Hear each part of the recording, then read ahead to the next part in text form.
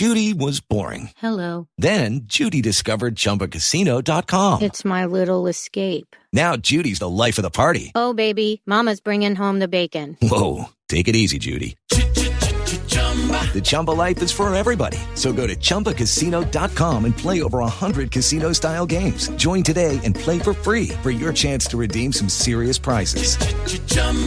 ChumbaCasino.com. No purchase necessary. Void where prohibited by law. 18 plus terms and conditions apply. See website for details. With the Lucky Land Slots, you can get lucky just about anywhere. This is your captain speaking. We've got clear runway and the weather's fine, but we're just going to circle up here a while and get lucky. No, nothing like that. It's just these cash prizes add up quick. So I suggest you sit back, keep your tray table upright, and start getting lucky. Play for free at LuckyLandSlots.com. Are you feeling lucky? No purchase necessary. Void where prohibited by law. 18 plus terms and conditions apply. See website for details. Lucky Land Casino, asking people, what's the weirdest place you've gotten lucky? Lucky? In line at the deli, I guess? Aha, in my dentist's office. More than once, actually. Do I have to say? Yes, you do. In the car before my kids' PTA meeting. Really? Yes. Excuse me, what's the weirdest place you've gotten lucky? I never win and tell. Well, there you have it. You can get lucky anywhere, playing at LuckyLandSlots.com. Play for free right now. Are you feeling lucky? No purchase necessary. Void where prohibited by law. 18 plus. Terms and conditions apply. See website for details.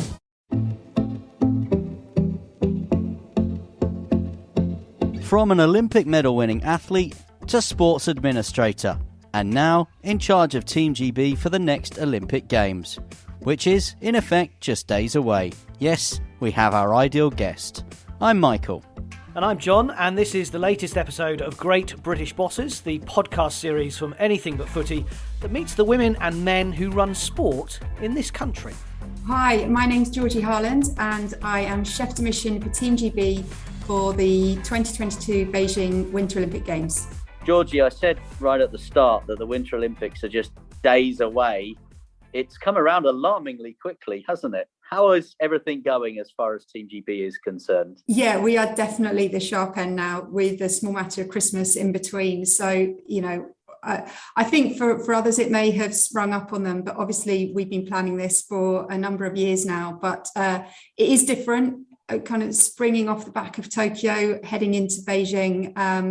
But we've been planning this for a while, and as always, we're confident in those plans, and we're going to create an amazing environment for our athletes. How much do you take from the way that the Tokyo Games were staged? Obviously, the playbooks for Beijing have just been released as well, and there must have been a lot of information for you to try and take in a short space of time. But how much do you take from the experience of having done one COVID Games in your role there? It is absolutely the cornerstone of our planning going into Beijing. So it's not ideal having Olympic Games within 6 months of each other and all the preparation that is needed around that.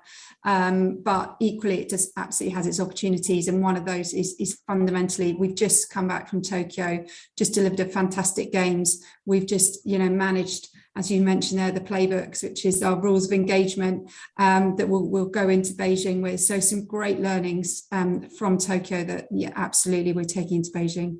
You were the deputy in Tokyo, Georgie. Have you actually unpacked yet?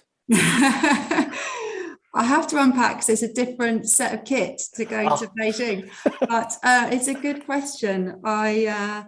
Because obviously there's been a lot going on between Tokyo and Beijing. So, I have managed to unpack, and my children have picked out all the goodies that they want and wandered around in oversized kit. So that got unpacked, and I had a small break before we focus in on Beijing. And I think, how I look at it is, it is intense. But actually come March next year, we can look back hopefully with pride at delivering those two games within 6 months of each other.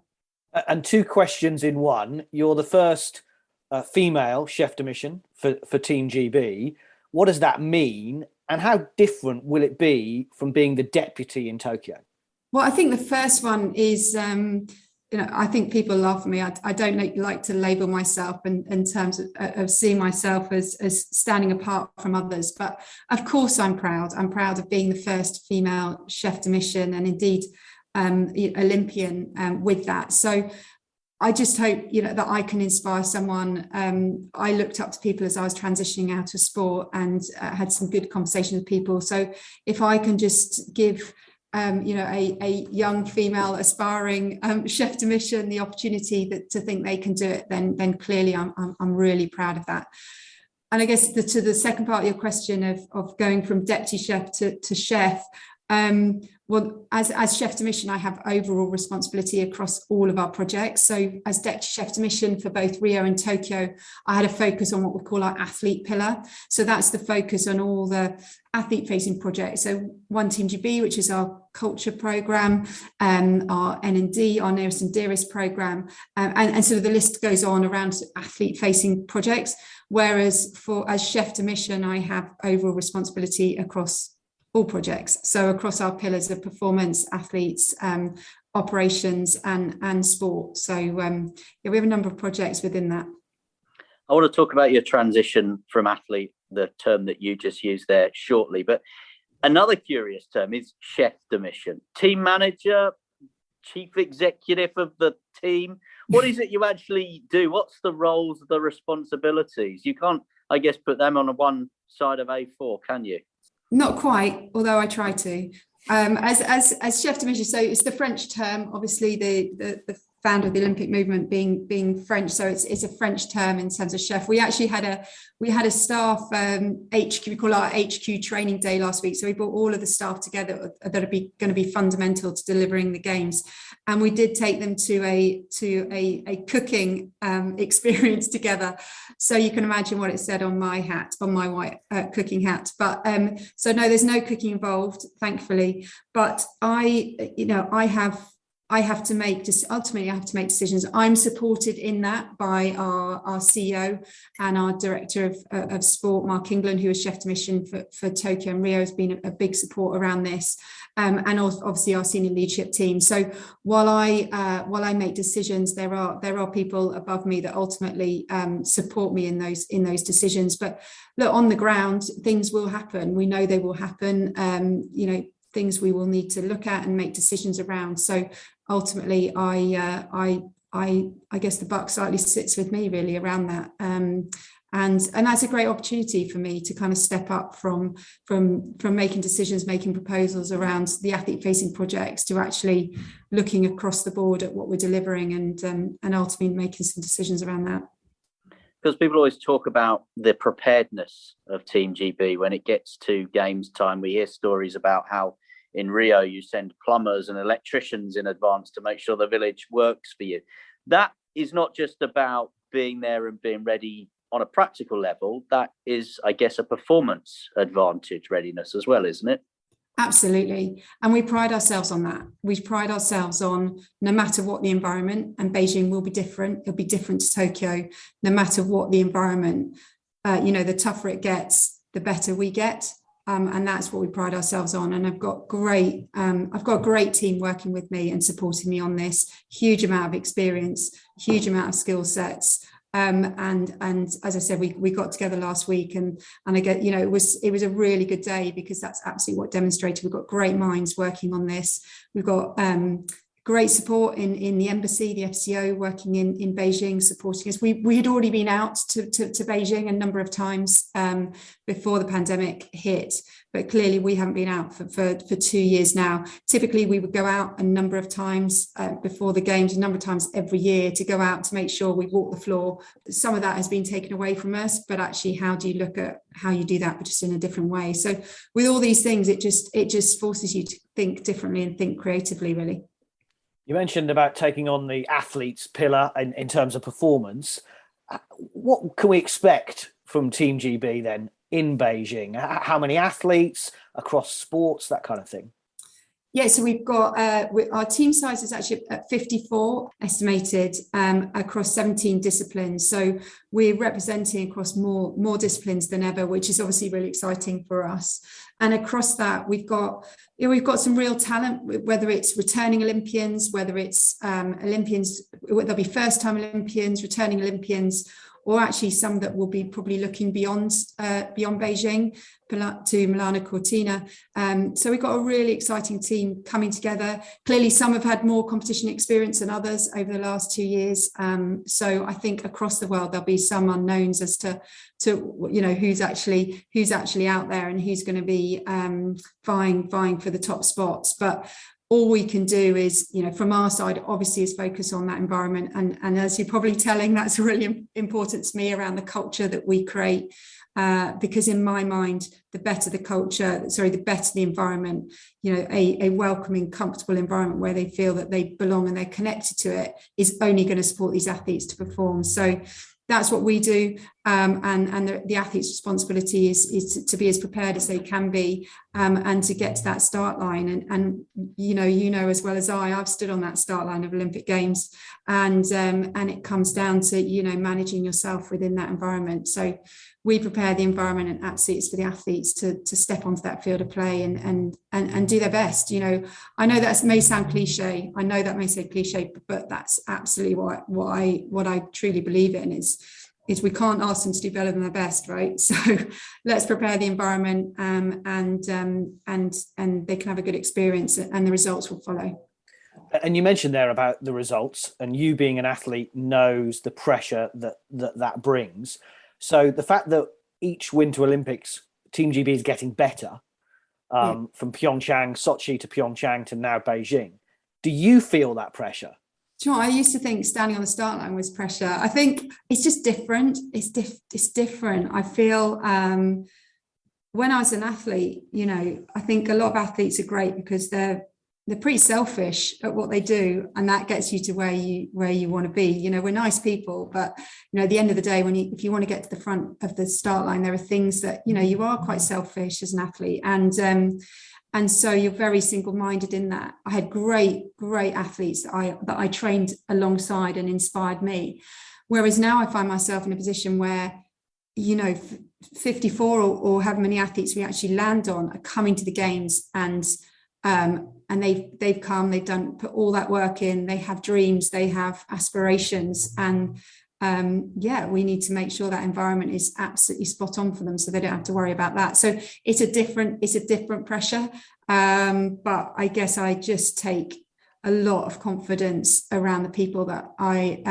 have around me that are preparing that. As I said before, we have the best doing this, and so that relieves some of that pressure. But ultimately the buck stops with me slightly. So I do, I have those waking moments during the night and just to check and challenge what we're doing. But I think that's right, and that's right and proper, and I think that represents how the pride I have in the role that that I have, and indeed the whole team has in this. People will talk about targets, people will talk about funding when we go to an Olympic Games, but in more general terms, Georgie, GB Snow Sport have got this stated ambition. They want to be a top 5 nation by 2030. There's great sort of heritage, if you like, in sports like skeleton and curling. Are we looking forward then to an event where there will be plenty of Team GB success in early 2022?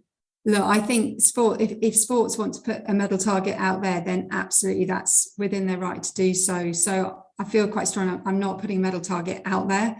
I think we've got some really exciting athletes out there. I'm not going to put a medal around their neck, but what I would say is, if the stars align and these exciting athletes get to the start line, first of all, this is a high jeopardy sports we're talking about here. If the stars align, then it's going to be an exciting games for us.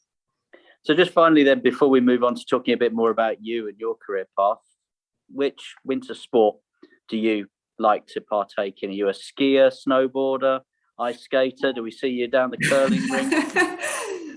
My daughter gets extremely embarrassed by my dancing, so which I like to do while she watches Strictly on a Saturday night. So I am not a dancer. I'm not a figure skater, but I actually spent a lot of time doing cross-country skiing as part of my training for pentathlon. And so we spent a lot of time out in the Alps training. So I've got a bit of a soft spot for ski biathlon and cross-country skiing because I spent quite a considerable time doing it. So having done it and experiencing the burn on your lungs, so I will. That's something that I really enjoy doing. But look, but equally, I love watching all the things that there is no way I'd be able to do it. You know, the freestyle events of, you know, what they do is incredible. I guess, you know, as part of pentathlon, I had the precision of shooting. So if I look at curling, you know, I understand the tactics around that. I understand what it takes to put that stone in the place they do. I haven't got into the detail of it, but I can understand the skill that requires to do that. So I think across the sports, there's something for everyone. But cross country skiing is obviously the one that I understand the pain basically that they go through. You mentioned Mark England earlier. I've never actually asked him this question. How much do you guys get to watch actually the sport, or is it literally firefighting? It depends. So when you think you have a day where you're going to go out and watch some sport, typically you leave your door and return to your door pretty quickly because you've got to deal with something else. But I think it's a hybrid of both, really. You know, we like to be out, we like to be supporting our athletes, and of course, with no international spectators, having the union flags in the stadium is going to be as important as ever, just supporting those athletes. So definitely we wanted to get the team out to support and cheer and be heard. But yeah, it's a mix between that and actually just dealing with what's in front of you. And as I said before, the focus has to be on creating the right environment. That is what we can control. So if there's any blip or challenge around that obviously has to be my priority rather than standing with the union flag in my hand. You mentioned you were an Olympian earlier, a bronze medalist at that in Athens. What's your memories of that now? Like all things, with time the pain diminishes, so I guess my memories of that obviously are standing on the podium at the end. I do remember, and again, as I said, I kind of feel in curling when you have that pressure on you and it's all about precision. So the shooting for me was a bit of a disaster in Athens. So I remember very vividly kind of that moment where the shot went wrong and kind of mentally having to come back from that and then mentally transitioning from shooting into fencing. But of course you enjoy the best bits, which is standing on the podium. I remember embracing my friends and family afterwards, kind of that recognition that they were on that journey with me as much as me. But the Olympic Games is just incredibly special. There's nothing else like it. So to be in that environment, stepping into the Olympic Village for the first time, people talk about it, but until you experience it, you know, that buzz, that feel, that all those nations coming together and just for one thing, really, they all understand each other. And whether you're, a enormously tall basketball player or, a tiny cox from the rowing or whatever that looks like, you kind of all come together with the same ambition, no matter what your background, no matter what your beliefs. And I think that's incredibly special. And I do remember that buzz and that feel. And obviously I take that into what I do now. I take that, what I felt about being a member of Team GB and what was important to me and the other athletes around me, and some of those experiences, of course, I take them into the world I'm doing now, and my role as chef de mission and the responsibility I found around that of sort of creating this great space for athletes. You were, as we've said, a modern pentathlete, a world champion, an Olympic medalist, and a confession to make, but only today has someone come up to me in the school playground when I was dropping my kids off and spoken to me about modern pentathlon, because people are currently discussing the future of the sport after the scenes that we saw, certainly with the horse riding section in Tokyo. What are your views? I know you've released a statement. What can you tell us about your views of the future of modern pentathlon? Well, I think right now I'm feeling kind of sadness and frustration at the situation. Really, I think it's been something that has been present within pentathlon for a number of years now, and I've talked about the fact that I sat on the Athletes Commission for 6 years. I sat on the executive board as part of that, and tried to promote this as something that we needed to address. So I guess my frustration is I believe that this moment could and shouldn't have happened, and we could have addressed it earlier, because equestrian is a fantastic discipline, everything about it, and you see that across the equestrian disciplines themselves. So and secondly is really the impact it has on those athletes, and I guess the care and attention to those athletes, and they are the backbone of every sport, and they need to be taken, their thoughts, and they need to be taken into consideration, really, and due care and attention taken to that. So I guess that's another level of my disappointment, really, of the impact it's having on the athletes. And we saw terrific performances, didn't we, by Team GB in Tokyo? I think I recall it was a Saturday morning, huge TV audience in the UK. People, like I said this morning in the playground, people were asking me about modern pentathlon. People were talking about Kate French and about Jo Chung, weren't they, in the summer? It's just absolutely. It's I mean, Jo and Kate, absolutely. You can't do more than that, can you? Deliver 2 gold medals. So they absolutely delivered for us, and I think what they demonstrated was the excitement of in the laser run, the last discipline, the excitement around that. It's a really exciting sport to be involved with, and of course, watching Britain stand on the top step of the podium in both the men's and women's individual was an extremely proud moment. And I think, it's important they're able to enjoy that moment as we go through what the sport is doing at the moment. Last question then from us. You will say it's luck, but how do you get from bronze medal winning in Athens to being chef de mission Beijing? How does that work? I don't think there's one pathway, I have to say, and I do sometimes pinch myself that I'm here, really, and I think that's an important message, though, is that when you step out of sport, the world feels very, very big. You have to remember that these athletes are aspiring to be the best in the world. Right? You want to be the best in the world at something. So when you stop sport, you step away and you go, okay, so I'm the best in the world at that. So what do I become the best in the world? That's your aspiration. So to some people that feels very odd. So there is that. It's tough. It's tough when you step out of sport, however much you've prepared yourself for that. And there's great support out there. And I think the governing bodies take that very seriously now about support and UK sport, the support they offer. So I stepped out and I started, I just looked at what I was interested in. And off the back of the games, I ruptured my calf muscle just a month before the Beijing Olympics. So I had a period of time where I sat on the sofa. I watched the Beijing Games. Ironically, now going back to Beijing, I watched the Beijing Games with kind of tears rolling down my face, kind of thinking, what next? And then, I've talked about this. I started writing letters to people. I wrote a letter to Seb Coe. I think it was an email rather than a letter, actually, an email. But to Seb, I wrote an email to Sir Clive Woodward, and I just kind of said, look, I'd just love to get involved with something. Is there anything I can get involved with?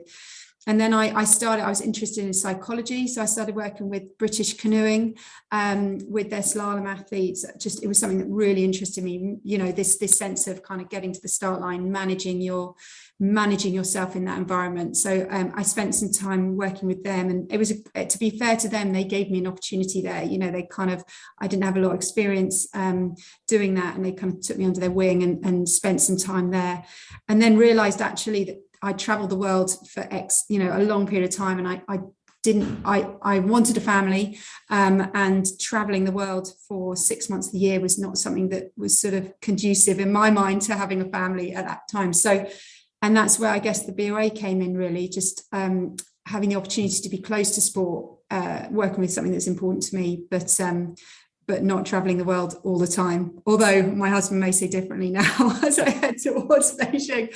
But and I guess just the opportunities came to me. I think I looked for them and grabbed opportunities. I wasn't worried about shifting as well. If something wasn't quite right, I gave it a good enough shot. But if it wasn't right, I'd kind of looked for the next opportunity, and then just started work at the BOA. And I think just hard work, a lot of hard work, a lot of belief in what was important to me, and staying strong to that. And then finding myself as deputy chef. I think probably the biggest shock was being offered deputy chef de mission. I just returned from maternity leave And Mark called me into a room, and I thought he was going to say to me, look, Georgie, it's great to have you back. I just don't think this is working out, because actually I'd come back and he offered me the deputy chef role for Rio. So it was a bit of a kind of and with obviously with a focus on athletes, and it kind of went from there really. And clearly they thought I did an okay job through Rio. But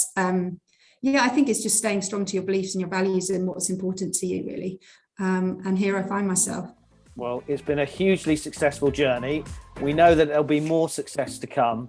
Georgina Harland, Team GB, Chef de Mission for Beijing. Thanks for talking to Great British Bosses. Thank you. Sports Social Podcast Network.